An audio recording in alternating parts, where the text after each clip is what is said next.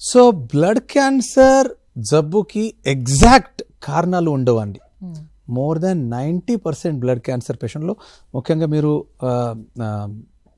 As you correctly అడిగిన ప్రకారం అన్ని పేషెంట్స్కి ఎవరికైతే బ్లడ్ క్యాన్సర్ మనం ఫస్ట్ ఎక్స్ప్లెయిన్ చేస్తామో నాకు ఎందుకు వచ్చింది, నాకు కారణం ఏమిటి అని ప్రతి పేషెంట్కి వాళ్ళ ఫ్యామిలీ మెంబర్స్కి వచ్చే ఇది కామన్ క్వశ్చన్.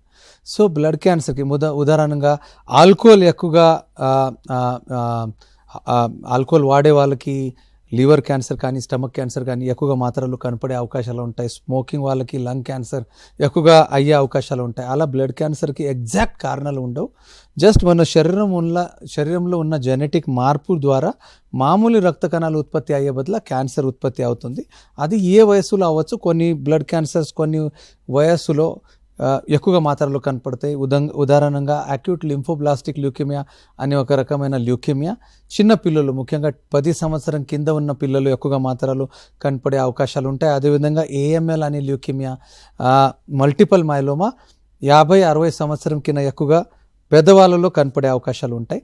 అదేవిధంగా లింఫోమాలో 2 రకాలు ఉంటాయి. Hodgkin's lymphoma young children, young అడల్ట్స్లో, అదేవిధంగా నాన్ హాజ్కిన్స్ లింఫోమా పెద్దవాళ్ళలో ఎక్కువగా మాత్రలు కనపడే అవకాశాలు ఉంటాయి. సో ఏజ్ని బట్టి కూడా రకరకాల బ్లడ్ క్యాన్సర్ పర్సెంటేజ్ ఎక్కువగా తక్కువగా ఉంటుంది.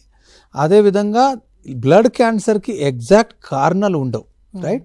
సో ఒక 100లో 0.5% కానీ 0.1% కానీ పేషెంట్స్లో ఎవరికైనా ముందు ఏదైనా క్యాన్సర్ వచ్చి దానికి కీమోథెరపీ, రేడియేషన్ ట్రీట్మెంట్ ఇచ్చిన వాళ్ళకి తర్వాత 5-10 years తర్వాత ఆ క్యాన్సర్, ముందు ఉన్న క్యాన్సర్ ట్రీట్మెంట్ అయిన తర్వాత 5-10 years తర్వాత రకరకాల బ్లడ్ క్యాన్సర్ ఎక్కువగా మాత్రల్లో వచ్చే అవకాశాలు ఉంటాయి. అదేవిధంగా కెమికల్ ఇండస్ట్రీ, ఫర్టిలైజర్ ఇండస్ట్రీ, అలా కెమికల్ ఎక్స్పోజర్ అయిన జనాల్లో ఎక్కువగా మాత్రలు బ్లడ్ క్యాన్సర్ అయ్యే లక్షణాలు ఉంటాయి, మన ఛాన్సెస్ ఉంటాయి. కానీ బ్లడ్ క్యాన్సర్కి ఇది ఒక 0.5% తప్ప మిగతా 99.5 నుంచి 99.9% పేషెంట్స్కి ఎగ్జాక్ట్ కారణాలు ఉండవండి.